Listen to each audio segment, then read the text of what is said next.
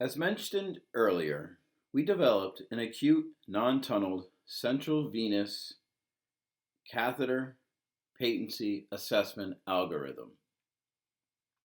To start, we needed to determine if the central venous catheter was indicated.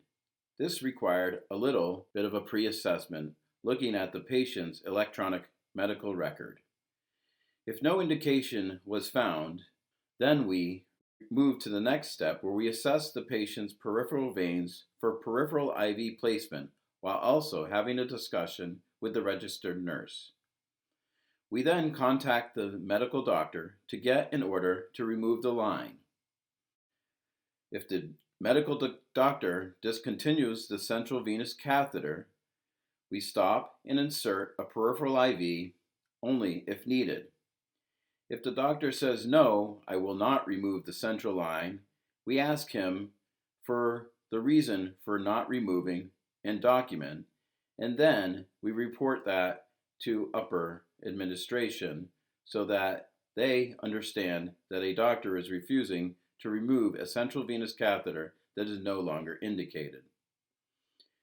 If the central venous catheter line was necessary, then we needed to assess the central venous catheter for mechanical obstruction, looking for kinks or pinched catheter lumen. After this was checked, we then try to see if we can restore blood flow.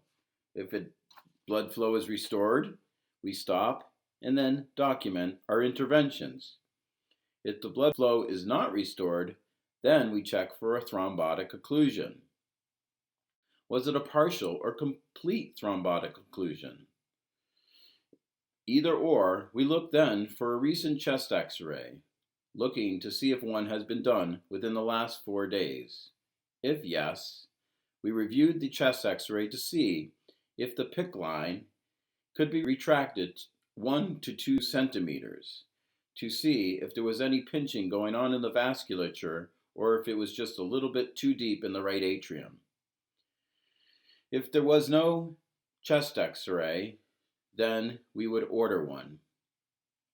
Once we get the results, we review those to see if the central venous catheter was able to be retracted that 1 to 2 centimeters.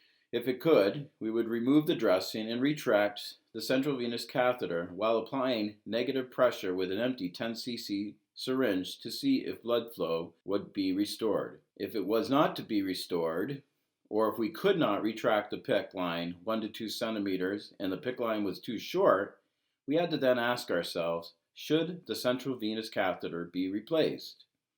And if the central venous catheter needed to be replaced, we have the discussion with the MD to obtain an order to replace it.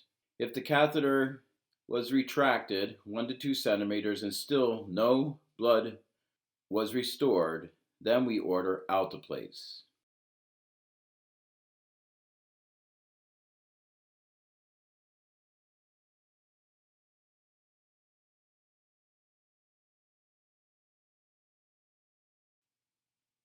If the catheter did not need to be replaced and was in an optimal tip position, then we would then proceed to order alteplase.